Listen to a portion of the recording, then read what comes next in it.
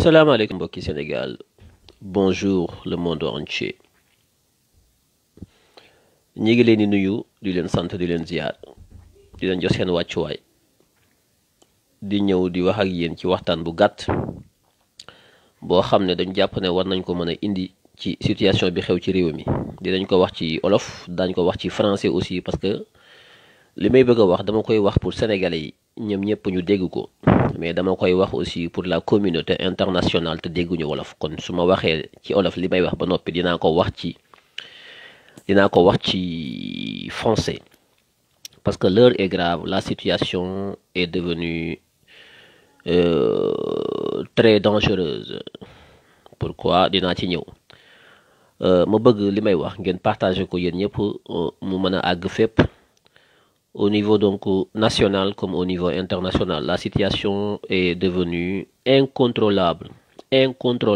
la situation du Sénégal. Même ñi nga xam ne ñoo nekk ci ginnaaw complot bi, ils maîtrisent plus la situation. La situation est grave, très grave. Je vous le dis en toute connaissance de cause. Donc je vous prie de bien partager la vidéo. D'habitude je le dis pas, mais là c'est quand même, il y a un danger imminent que le pays tombe dans l'abîme et pour toujours à cause de l'inexpérience, à cause de l'amateurisme avec donc lesquels ceux qui sont au sommet de l'État aujourd'hui managent le pays. Donc li ma bëgg a wax tey dama koy wax ci olof d'abord, après wax ko ci français. mooy Sénégal dafa toll ci diggante boo xam ne diggante bu doy waar la, diggante boo xam ne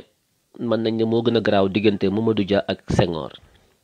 diggante bu doy waar la boo xam ne moo gën a garaaw diggante Abdou Diouf ak Abdoulaye Wade ci affaire maître Babacar Seye bi ñu reyoon en 93 après les élections législatives. may wax ne Adji Sarr mi nga xam ne moo indi tuuma gi teg ko ci kaw Ousmane Sonko porte plainte, ñu laaj ko ndax soxla nga avocat mu ne soxlawuma ko, dem boobu ba léegi na may kenn gisu ko. ak li ci xew yépp ñépp xam ko, coow li na kur. tey jii may wax ak yéen lundi 15 février 2021 suñu gaawul Sénégal gépp bu ngeen jógul gaawantu tuuti exiger ñu libérer Adji Sarr fii ak suba mardi ou mercredi au plus tard, Adji Sarr ne sera plus en vie, elle sera morte. De source sûre, on s'apprête à tuer, assassiner Adji Sarr. ñi koy rey mooy ñi ko dugal ci lii ba mu dugg ba takk rip réew mi nar a tàkk. enquête yi wane na lépp ay tappale la, lépp témoins yi ñëpp wax ay tappale, ñëpp xam nañ ne lii mënatul jàll. ñi ko sos nekk ci ginnaaw xam ne yëf yi yàqu na, ñu ne léegi nañ jaxase carte gi mooy pièce maîtresse su enquête bi, pièce bi nga xam ne mooy pièce bi nga xam ne bu ñu ko génnee mooy ndayi mbili gi. ki nga xam ne mooy ndayi mbili coow li am Sénégal ba nar a tàkk, ndayi mbili gi yëpp Adji Sarr képp la. Adji Sarr moom nga xam ne mooy ndayi mbili gi moom moo ne dañ koo sàkku, moom moo mën a dellusiwaat ne lii kat sàkkuwuma, kenn sàkkuwuma, dañ maa dugal wax loo ma def loo ma def, ñi ma ko def loo mooy diw ak diw wax ji jeex. moom képp moo ko mën fi mu toll nii. li mu mën a lii nga xam ne moo ko sooke tey moom Adji Sarr moo ko sos, moom képp moo mën a ñëwaat fay ko. kon Adji Sarr moo tëj buntu Sénégal ak caabi ba noppi téye caabi gi tocc te Adji Sarr 20 ans la am tey. Sénégal ki téye Sénégal tey mooy Adji Sarr, xale bu jigéen bu am ñaar fukki at moo jël caabi buntu Sénégal ne ràpp sénégalais yépp ci biir néeg bi, tëj néeg bi téye caabi gi tocc. waaye ci biir néeg boobu am na ay sénégalais yoo xam ne ba muy tëj néeg bi dañ leen a génn néeg bi ndax ñoom ñoo génn seen bopp. mooy ñi ànd ak Macky Sall, ñoom dañoo fexe ba mucc génn néeg bi. ba Adji Sarr di tëj yeneen sénégalais yi ci néeg bi, ñoom dañoo génnaaleeg Adji Sarr dem ak caabi néeg bi. Adji Sarr moomu nag moom képp moo mën a fay coow li tey képp. moo tax ñoom ñi nekk ci ginnaawam dugal ko ci alikale ji xam nañ loolu, moo tax ñu téye Adji Sarr kidnappé ko, làq ko foo xam ne papay Adji Sarr mi jur Adji Sarr mënta gis Adji Sarr tey. mbokk yi ndax lii xel mën na koo nangu? nit ku ne dañ maa violé, du benn du ñaar du ñett dañu jël ay fetal teg ko sama bopp ba nga fay jóge nga ne damaa ëmb ngay dem ne sama yaay nee na damay yàq ëmb bi waxa lu ne nga sos ko tey say waajur sa papa bi la jur sa yaay génn na àdduna xam nañ ko sa papa mi ngi dund say mbokk say nijaay ñoom ñëpp fay ñi ngi lay wër Sénégal gépp ngi wër Adji Sarr fan la Adji Sarr nekk kan moo am tey maxaama téye Adji Sarr ba kenn mënu koo gis état rek moo ko am jaari saw affaire jaari saw étudiante bi nekkoon France keroog bañ ne dañ ko gisul ñëpp a toog di ko wër état ñëpp di ko wër lan moo tax tey jii ministre de l'intérieur jógul génn wax ci wax ji ana Adji Sarr pourquoi ministre de l'intérieur mënta jóg wax ci waxi Adji Sarr wax ñu fan la Adji Sarr nekk du ko def parce que moom ministre de l'intérieur xam na fi Adji Sarr nekk Macky Sall xam na fi Adji Sarr nekk moo tax duñ ci wax papay Adji Sarr nijaayu Adji Sarr dem nañu porter plainte police boobaak léegi mat na juróomi fan pour ñu wax leen fan la seen doom nekk tontoo guñ leen mais keroog bi Adji Sarr porter plainte ci 24 heures yi ñoom état procureur Bassirou Gueye jóg nañu rapidement ñoom parce que Ousmane Sonko moo nekk ci ginnaaw mais papay Adji Sarr bi mu porté plainte ci disparition wu Adji Sarr nga xam ne kenn xamul fu mu nekk boobaak léegi mat na juróom-benni fan kenn tontuwu leen kenn woowu leen kenn enquêtu leen faalewuñu leen sax parce que moom mi porté plainte ñi téye Adji Sarr mooy ñi war a defar plainte bi mooy ñi war a enquêter mooy état Adji Sarr est en otage l'état a pris Adji Sarr en otage pourquoi parce que dem nañ ba ci biir ñu xam ne coow li Adji Sarr attanu ko te bu ñu ko bàyyee mu génn dina wax loo xam ne ñoom ñëpp daañu dugg moo tax ñu téye ko kenn mënu laa wax fi mu nekk fa Adji Sarr nekk télévision amu fa téléphone amu fa courant du fa takk dañ ko kidnappé jël ay tireurs d'élite de la gendarmerie nationale teg ko ci bopp Adji Sarr di ko xoqatal muy jooy guddeeg bëccëg ay sources officielles laa leen di wax am na ñoo xam ne dans la gendarmerie dans l'armée ay patriotes lañu ñu ngi fuiter des informations qu'on libère Adji Sarr rapidement que sénégalais yëpp dem leen ci seen miiru Facebook yi ngeen def hashtag mooy dièse sauvons Adji Sarr def naa ko ci sama mur bi may defee live bi nii xool leen ni ma defee hashtag bi ndax bu ngeen defee hashtag bi xeex bi dafay dépasser Sénégal toute la communauté mondiale boo xam ne dafay lutter contre le kidnapping dafay lutter pour les droits des femmes dafay lutter contre les assassinats les crimes bu ngeen defee hashtag bi dañuy am alerte bi direct ci seen alerte yi moo tax hashtag dafa am doole def leen hashtag sauvons Adji Sarr tout collé hashtag mooy dièse bu ngeen ko xamul mooy li ma def naa ko ci sama fi may laay fii nii sama mur def naa ci hashtag sauvons Adji Sarr copier leen ko ngeen collé ko ci seen mur yi yéen ñëpp li ma leen di wax nag c'est très important c'est la forme de lutte la plus efficace actuellement parce que adduna bi yëpp ay xam li xew Sénégal tout le monde entier est braqué sur Sénégal à travers cet hashtag képp ma xamal leen ko tey ñu bari xamuñu ko lu tax mooy fii ak suba tey sax laa la wax lii xew assemblée ci procédure levée immunité parlementaire Ousmane Sonko ak viu Adji Sarr ñoom ñi ngi koy étudier timing bi seen timing bi ñu am maanaam temps bi calendrier agenda bi ñu am ñu ngi koy dérouler gis nga bu ñu lever immunité Ousmane Sonko immunité parlementaire bis bu ñu ko lever bis boobu la ñuy rey Adji Sarr dañuy lever immunité ba xam ne Ousmane Sonko nekkatul député mën nañ ko woo saa su ne mën nañ ko entendre saa su ne mën nañ ko dugal ci kaso bi tëj ko soo ko rey Adji Sarr nag kenn dootul xam fu Adji Sarr nekk daañu ko rey suul ko sànni ko ci géej gi kenn du xam fu mu nekk ñu koy recherche nag ne Adji Sarr anamu soo baa la ñuy génn ñoom nag def seen communiqué ne Adji Sarr a disparu il faut la trouver ministre de l'intérieur moo ko def de ku nekk naan Adji Sarr fii Adji Sarr fee anamoo indil fële kër comme nañ defee woon affaire Diary Sow affaire Diary Sow sax ñoom ñoo ko monté affaire Diary Sow bi ñu doon étudiant bi ñoom ñoo nekk ci ginnaaw lii lañ doon préparé moo tax ñu monté affaire Diary Sow comme ça boo liggéey bu ñu génnee affaire Adji Sarr na ana Adji Sarr fu mu nekk dafa réer gars yi na lii de xewoon na fi ci Diary Sow ñoom ñoo ko monté préparé coup bi moo taxoon ñu def affaire Diary Sow c'est pas un cas lii moo taxoon ñu def ko su boobaa nag dañ naan Adji Sarr dee na cherché nañ ko gisuñu ko daal di ubbi nag benn enquête contre lan X par rapport à quoi une disparition boo xam ne mën na nekk meurtre mën na nekk homicide mën na nekk lu ne pour lan def enquête fu enquête bi jëm su boobaa ñoom ñi ko rey ñooy wëlbatiku def ay enquête jëmale ko ci ñan ci yéen patriotes yi menacé Adji Sarr tous les jours yéen patriotes yi ak Ousmane Sonko ak Pastef ñoom la ñuy fexe faagaagal déglu leen bu baax li ma leen di wax plan bi nga xam ne moom la Macky Sall lal mooy rey Adji Sarr ba noppi nag bëgg a taqal Pastef heureusement bi Ousmane Sonko comprendre ba que demee bi mu dagalee femmes yi ne leen man baal naa Adji Sarr ndax xam naa ne lii du xelam dañ ko xelal am ñu ko ci dugal ndax dafa faible moo tax ñu dugal ko ci ña ko dugal ci lii nag ñoom ñoo nekk ci ginnaaw ñoo ko nar a rey pour effacer toute trace boo xam ne suba Adji Sarr bi nga xam ne bu ñu ko bàyyee mu génn ñëw taxaw wax su boobaa ay ponkal ñooy daanu ci nguur gi moo tax ponkal yooyu bala ñoo daanu faat bakkanu Adji Sarr moo leen a gënal ñu ñàkk seen nguur te ñi ngi préparé wu pour rey ko ndegam déewul moment bi may wax ak yéen ma di leen wax ne su ngeen jógul yéen ñi nga xam ne da ngeen a bëgg dëgg bëgg Sénégal dem bëgg dëgg gi feeñ su ngeen jógul def ay hashtag sauvons Adji Sarr tas ko ci seen page yi ngeen am ci réseaux sociaux yëpp surtout Facebook ba àdduna bi yëpp braqué wu sur le Sénégal ba ñu def pression au niveau des Nations Unies au niveau du comité international des droits de l'homme des Nations Unies au niveau de la commission européenne des droits de l'homme au niveau ba ñëpp xam ne y a une fille qui s'appelle Adji Sarr qui a 20 ans qui a accusé un leader politique et qui depuis lors kenn xamul fu mu nekk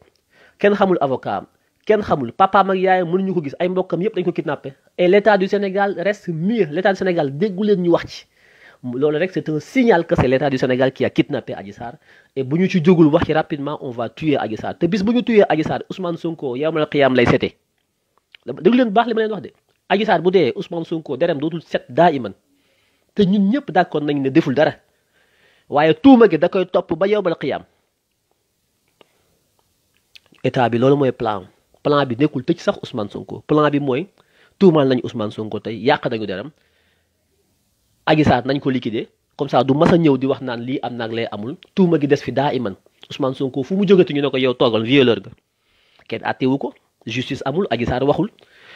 ñu affaire bi nekk noonu di dem ba keroog yow mal xiyaam maître Babacar Seye am na ñu ko xamul am na ñu ko xam dañ ko assassiné juge la bu waroon a joxe ay résultats ci temps Abdou Diouf ñu rey ko ku ko rey ba léegi kenn xam ko accusé nañ ci Wade tëj ko def procès blanchir ko mais oui Wade reyu ko d'accord mais kon kan moo ko rey ba léegi kenn xamul ku ko rey tuuma gaa ngi fi mbokkam ba léegi xamul yow ma xiyaam la ñuy xam ku ko rey mais dee na kan moo ko rey kenn xamul Adji Sarr mi bu dee tuuma giñ teg ci kaw Ousmane Sonko kan moo koy teggi bu même bu procès amee Adji Sarr nekku fi kan mooy weddi Ousmane Sonko rek taxaw ne defuma kan mooy wax na def na ak ana preuve yi tuuma gi dafi des daa iman léegi ñoom seen stratégie mooy xam nañu lii kenn mënu koo atti léegi li ñu bëgg mooy bàyyi fi tuuma gi nekk fi daa iman loolu nag yéen a ci mën a jóg rapidement Sénégal gépp dem leen ngeen seeti famille yi Adji Sarr ngeen may leen doole ànd ak ñoom jàppale leen ci xeex bi parce que xeex bi nekkul Adji Sarr gis naa ñu bari di ko attaqué ñii attaqué Adji Sarr xamuñu li xew l'affaire est beaucoup plus complexe moo tax ma ne naa génn wax parce que mënatuñoo régler affaire bi ci ay émotion li may wax nag jotewul ak dara xeex bi nga xam ne dañ ko war a xeex préparé wu sur tous les fronts ci département yëpp ci commune yëpp ci région yëpp kenn ku nekk préparé wu ñu génn dal ci kaw ñi nga xam ne ñooy complot au sommet de l'État ñu fal leen pour ñu yoral ñu suñu réew ci na mu gën a baaxee ngir wàcce ñu suñu coono ñu nekk ci kaw nguur gi di complot ak rey ni di assassiner Sénégal 554 communes Sénégal yëpp créé leen seen comité de lutte préparé wu leen à la guerre les 45 départements du Sénégal préparez-vous à la guerre les 15 régions du Sénégal préparez-vous à la guerre donc la guerre sera multiforme le combat est multiforme plusieurs façons de xeex la ñuy xeex li may wax ci Adji Sarr hashtag beeg yooyu souvent Adji Sarr benn la ci attaques yi ñu war a def au niveau donc dans toutes les localités beneen façon ngi xeex la ak yeneen yoo xam ne ñu ngi koy préparé donc dañuy nekk ci front yëpp di xeex mu leer ci bopp nit ñi may wax ne jóg leen ngeen sauver Adji Sarr ndax sauver Adji Sarr mooy raxas deru Ousmane Sonko ba mu set wicc ci tuuma yuñ ko teg yoo xam ne dara du ci dëgg ñëpp xam nañ ne du dëgg ñëpp xam nañ ko waaye nag lay tax coow lépp jeex nag mooy Adji Sarr génn moom boppam ak njabootam ay mbokkam aar ko waxtaan ak moom ba mu wax li am te tant que Adji Sarr mi ngi ci loxoy Macky Sall ak ñi nga xam ne ñooy l'état voyou de Macky Sall dañ koy tiital xoqatal ko menacé ko ba du mën a wax commencé na am na ñu ne wax na ak ay mbokkam di regretter bay wax Ousmane Sonko di ko woowee tonton Ousmane xaw ma lan ak lan gis ngeen médias yi ñu ngi koy commencé relayer ñu ngi def ay information pour mën a am na benn homme de tenue boo xam ne am na lu mu génne ci wax ji numéro bi woo papay Adji Sarr xaw ma nijaayam numéro bi ko woo c'est un numéro privé maanaam yow nga ne nit ki dañ koo violé nga jël ko téye ko yow yaay kan yow ba war a mën a remplacer papay Adji Sarr ci Adji Sarr kan moo nekk ci ginnaaw Adji Sarr ba papay Adji Sarr mënta wax ak doomam mënta am numéro doomam ba doom gi sax nee nañ buy wax ak moom numéro bi mu koy woowee numéro privé la kan moo nekk ci ginnaaw coup bi ba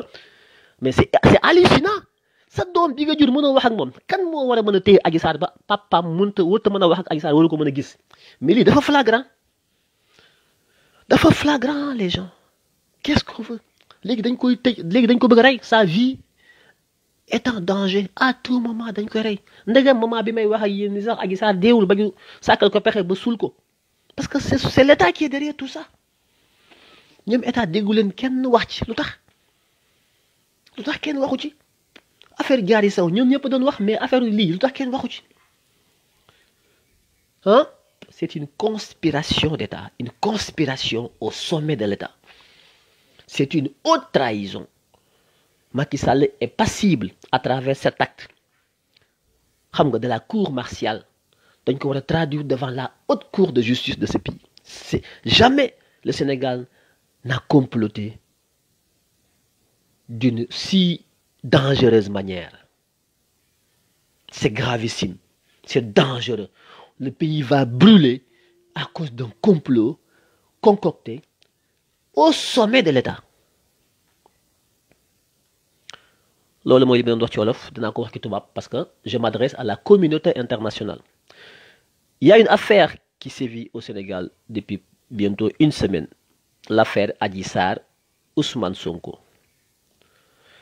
Je suppose que toute la communauté internationale suit le dossier de près parce que c'est un dossier qui est éminemment préoccupant. La fille qui travaillait dans un salon de massage a eu à accuser le député, président de Pastef, Ousmane Sonko, de viol et de menaces avec arme. La plainte a été rédigée. Selon tous les recoupements qui ont été faits, l'enquête a révélé que la fille a dit qu'elle a fait la plainte, ce qui serait quand même extraordinaire pour une fille de ce niveau. Des révélations ont prouvé que c'est une avocate du nom de Dior Diagne, qui est très amie à la première dame, l'épouse du chef de l'État, qui bat campagne d'ailleurs pour le camp présidentiel, qui serait derrière cette plainte. Dior Diagne, avocate à Dakar. Et que même d'ailleurs, la fille serait cachée chez elle, Adji Sarr. Les parents de la fille supposée être violée, Adji Sarr, ses parents n'ont plus accès à la fille, ni par voie téléphonique, ni par présence physique. Adji Sarr donc est aujourd'hui kidnappée. Elle est otage de qui? De ceux-là qui sont certainement derrière ce complot d'État. Mais qui a intérêt aujourd'hui à ce que Adji Sarr ne parle? C'est ceux qui sont derrière, ceux qui l'ont manipulée en tant qu'une fille très faible pour la pousser à accuser le principal opposant politique de Macky Sall, qui se trouve être le président Ousmane Sonko, président du parti Pastef. Ainsi, selon les informations qui me sont parvenues, des informations qui viennent du régime de Macky Sall, Adji Sarr est entre les mains des comploteurs qui se trouvent être du côté de Macky Sall. On l'aurait empêché de parler à qui que ce soit, de suivre l'actualité, ni dans les réseaux sociaux, ni à la télé, ni dans les radios. Adji Sarr est complètement coupée du monde. Elle ne sait plus ce qui se passe dans ce pays, alors que le pays est au bord du gouffre. Le pays va exploser sous les 48 heures qui vont suivre. Le Sénégal va être en feu et en sang. C'est moi qui vous le dis, selon les informations que nous avons. Pendant ce temps, l'État du Sénégal de Macky Sall kidnappe Adji Sarr. Pourquoi? Pour l'empêcher de sortir et de revenir sur ses accusations. Parce que la situation est telle qu'aujourd'hui, les enquêtes préliminaires de gendarmerie n'ont pas prouvé effectivement un quelconque viol. Le certificat médical établi par un médecin assermenté de l'hôpital de Grand-Yoff n'a pas détecté un viol. Ça y est dans le dossier. L'enquête n'a prouvé rien de probant par rapport aux accusations qui ont été faites sur le président Ousmane Sonko. Alors, à partir de ce moment, donc, le complot s'effondre. Mais les comploteurs ne lâchent pas prise. Ils veulent maintenant orienter l'affaire vers un autre plan qui est le plan B. C'est ce qui explique d'ailleurs l'ouverture d'une enquête, d'une seconde enquête confiée au 8e juge du cabinet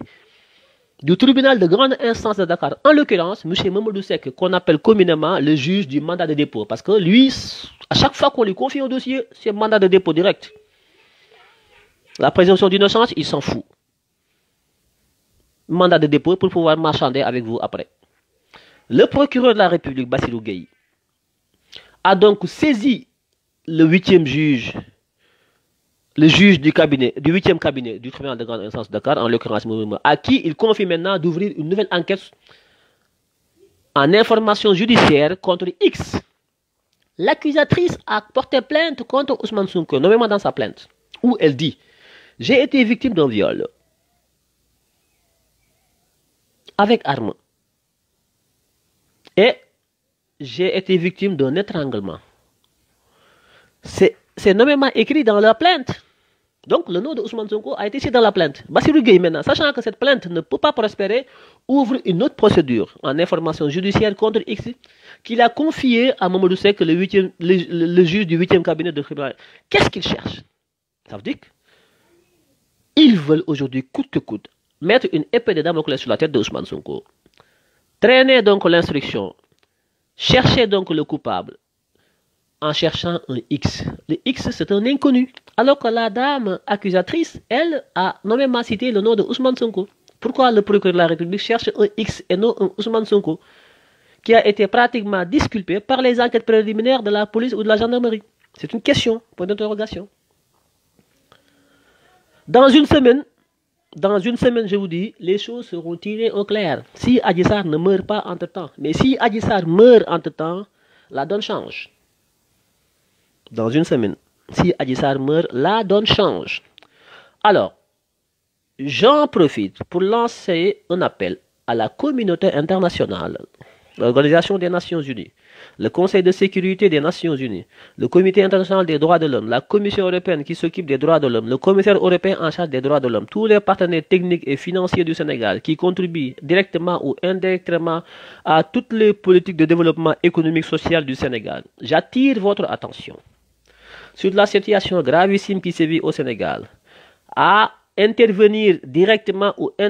indirectement auprès du gouvernement du Sénégal, au sommet duquel se trouve le président Macky Sall, qui serait derrière ce complot-là, de revenir sur sa décision et de permettre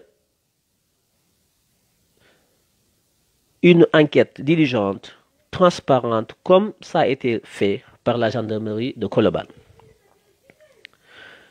La deuxième chose, la vie de Adji Sarr est en danger. L'État serait prêt aujourd'hui à liquider, assassiner Adji Sarr pour brouiller les pistes de l'enquête. Parce que Adji Sarr est l'accusatrice principale. C'est elle qui a accusé. Les enquêtes préliminaires n'ont pas pu prouver que ces accusations sont fondées. Les comploteurs derrière donc cette machination, derrière cette conspiration, sachant qu'ils sont en train de perdre donc la main et la manche, veulent maintenant brouiller les pistes en assassinant Adji Sarr qui est l'accusatrice principale. Je rappelle que si demain il y a mort, si demain il y a une disparition de Adji Sarr, toute la communauté internationale, toute la communauté sénégalaise prendra comme responsable unique de cet assassinat M. Macky Sall qui se trouve être aujourd'hui le président de la République du Sénégal. Il faut que ça soit clair. L'attention de la communauté internationale, l'attention de la communauté nationale est attirée sur ce cas d'un probable assassinat de la principale accusatrice de Ousmane Sonko pour brouiller les pistes et faire perdurer durant toute la vie cette image de violeur du président Ousmane Sonko. Ils ne veulent pas de procès. Ils veulent ternir son image. Et cela ne passera pas. Et cela est inacceptable. Donc, je parle en français pour m'adresser aux partenaires du Sénégal, à la communauté internationale. Voilà aujourd'hui où on en est, voilà aujourd'hui où en est le Sénégal, malgré tous les milliards que nous avons investis dans ce pays, malgré l'histoire que nous avons par rapport quand même à la démocratie, malgré toutes les alternances que nous avons eu à réaliser, voilà où nous en sommes aujourd'hui avec le régime de Macky Sall, qui est un régime qui s'installe dans la dictature, un régime qui s'installe dans le complotisme, un régime qui complote et qui s'insèle dans le trotskisme et le communisme dangereux. J'appelle tous les démocrates, épris de justice, de liberté et de respect de la dignité humaine, de lever leur voix pour demander à Macky Sall de cesser sa vieille façon de faire de la politique. Cette façon de faire de la politique que nous avons connue pendant la période de la guerre froide entre les deux blocs de l'Est et de l'Ouest. Cette manière de ternir l'image des opposants, cette manière de comploter, cette manière de faire en sorte que vos opposants soient détruits doit cesser. Les premiers partenaires du Sénégal, la France, la communauté européenne, l'Union européenne, les partenaires sénégalais, les États-Unis, les Nations Unies, tous les partenaires techniques et financiers du Sénégal qui sont épris de justice et de démocratie, qui aujourd'hui partagent des valeurs avec le Sénégalais et les Sénégalais, des valeurs donc d'humanisme, de dignité humaine. Je vous conjure solennellement à vous adresser au président Macky Sall sans délai pour qu'il cesse cette façon d'humilier, cette façon de vouloir tordre le bras à ses principaux opposants. Nous ne sommes plus en période de guerre froide. Les blocs d'Est et les blocs de l'Ouest n'existent plus. Nous avons réussi à casser tout cela pour imposer la démocratie et le respect de la dignité humaine.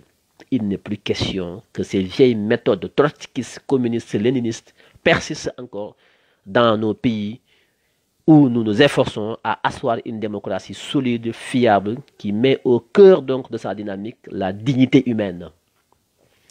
Voilà l'appel que je voulais lancer en français pour la communauté internationale. Avant de terminer, je vais quand même le faire en wolof. may wax sama mbokk yi na ngeen partager vidéo bi na dugg fépp ngeen ko mënee enregistrer ci WhatsApp yi ngeen dugal ko jàllale ko fépp sëriñ si kenn déggu leen communicateur traditionnel yi kenn déggu leen ñu ci bari ñi ngi noppi bu suba bu réew mi tàkkee bu benn xalifa général jóg taxaw di wax bu benn kilifa jóg di wax naan xawma woon yëguma woon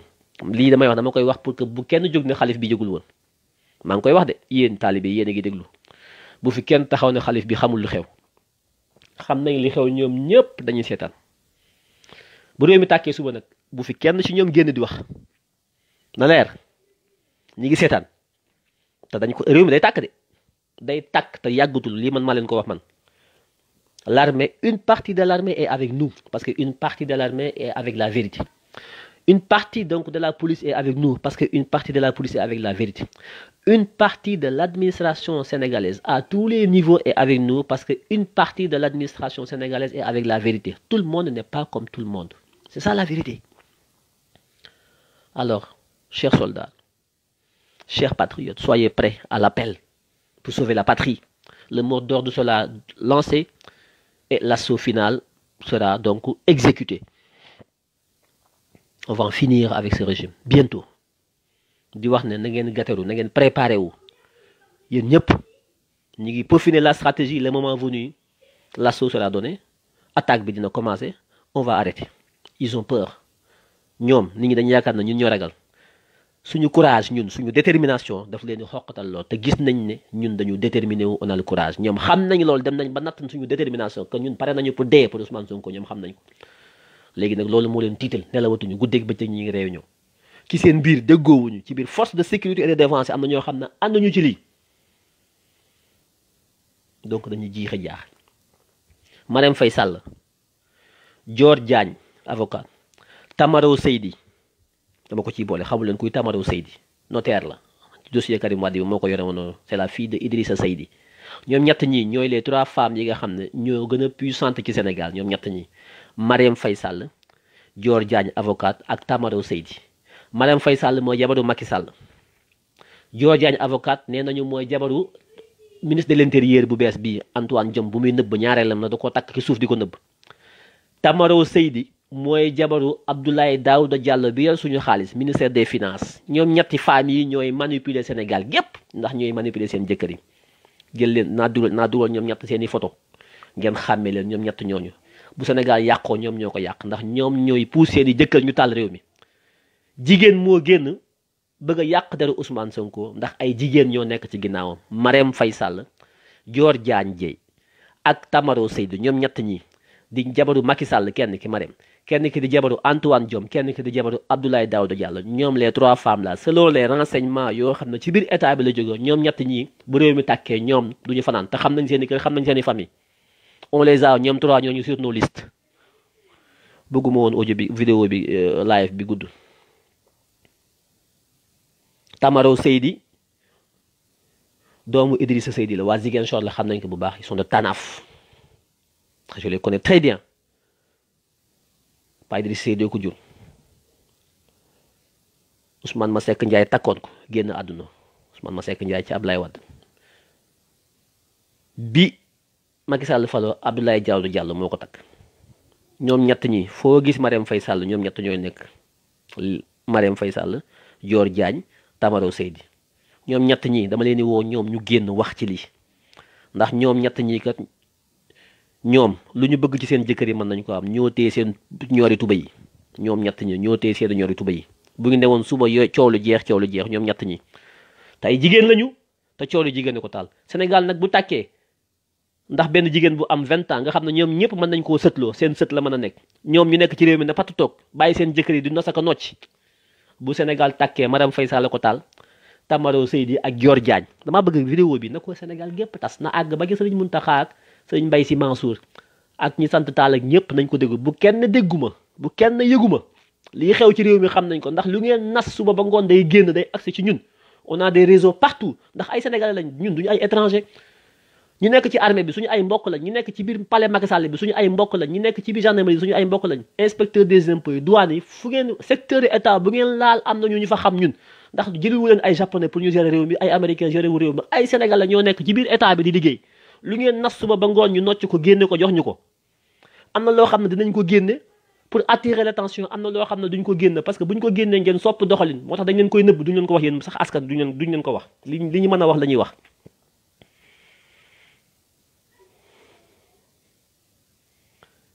may tëj ne jamono bi may wax ak yéen nii li tax ma def live bi mooy jamono bi may wax nii boo demee sax ay Adji Sarr dee na jamono bi may wax ak yéen nii boo demee Adji Sarr dundatul nañu jàppale papay Adji Sarr fu mu mënti nekk na ko patriote yëpp jàppale def ay post ci seen mur Facebook yi souvent Adji Sarr def leen ay vidéo jàppale papay Adji Sarr mu mën a gis doomam parce que moom bu jotee ci doomam dëgg dina feeñ te bu dëgg feeñoo coow lu jeex lii mooy coow li bu leen menacé Adji Sarr bu leen dal ci kawam kër ko parce que état bi loolu la bëgg ngeen koy menacé ñoom ñu rey ko ba noppi wëlbatiku accuser leen ne patriote ñoo rey Adji Sarr parce que seen menaces yi seen léegi seen saaga yi yooyu bàyyi bu leen dugg ci boobu jeu bu leen dugg ci piège état mi ngi leen di piéger ngeen di monté wu contre Adji Sarr ba noppi ñu jaar ci suuf rey ko taqal leen yéen na yéen a ko rey yéen patriotes yi muus leen bu leen dugg ci seen kii Macky Sall ñun dañu xam ay dof pexeem ñun Macky Sall dañ ko xam bu baax Mahmoud Saleh dañu leen xam bu baax dañu xam ne ñoom trotskistes yi yéen xamu leen lan mooy complot dans l'état dem leen ngeen gëstu le communisme le trotskisme le léninisme dans les goulags ngeen xool ñoom nu ñu doon defee ay coups même Vladimir Poutine actuellement dafa am technique boobu dañ lay empoisonné wala ñu rey la wala ñu accusé la wala yooyu Macky Sall ci loolu la màgg c'est un communiste léniniste loolu la xam yéen xamu leen vous êtes dans l'émotion mais le moment est grave il faut faire très attention dañ leen di tegal ay pièges ngeen dugg ci piège yi boo liggéey ñoom ñooy rey fee ñëw taqal leen génn ay preuve na yéen a doon menacé yéen a doon li yéen a fekk Adji Sarr ci boppam victime la dafa faible moo tax ñu utiliser ko faites très attention à ce que je vous dis le combat continue il est multiforme lii benn sujet la mais am na yeneen sujet ñu ngi wax ak Sénégal gépp nag on est organisé en réseau sécurisé di wax loo xam ne ñoom mënuñu ci dara le moment venu l'assaut final va tout finir maa ngi leen di bàyyi di leen jox daje au fur et à mesure que le dossier avance ñu ñëw wax ak yéen ngeen mën a xam li xew xam fi ngeen teg seen tànk te takk fit yi taxaw arme à la main pour préparer à la riposte pour préparer à la résistance résister nous devons résister on n'obtiendra rien dans la peur lépp lu ñuy am ci fit ak taxaw jël suñu bakkan teg ko ci la ñu koy amee amul lenn lu ñuy am ci ay yelwaan amul lu ñuy am ci yàlla lu dul dañuy jaayante ak moom lu waay am jaayante moo la ko may li Serigne Touba am jaayante moo ko may li El Hadj Malick am jaayante moo ko may li El Hadj Omar Fouti am jaayante moo ko am li Thierno Souleymane Baal am dafa xeex jaayante teg jaasi li français yi am dañoo jaayante xeex li américains yi am dañoo xeex li japonais yi am dañoo xeex ñun ñu ne duñu xeex lu ñu bëgg lan la ñu bëgg ñun ñu ne duñu xeex parce que dañoo tàppet takk leen fit yi jóg taxaw xajuñu ci kaso yi. bu ñëpp taxawee ñun ñëpp xajuñu ci kaso yi bu ñëpp taxawee ñun ñëpp xajuñu ci armée bi bu ñëpp taxawee xajuñu ci Macky Sall bu ñëpp taxawee takk fit yi ñoom ñu takk seen i bagage abal ñu lii képp la. maa ngi leen di sant di leen gërëm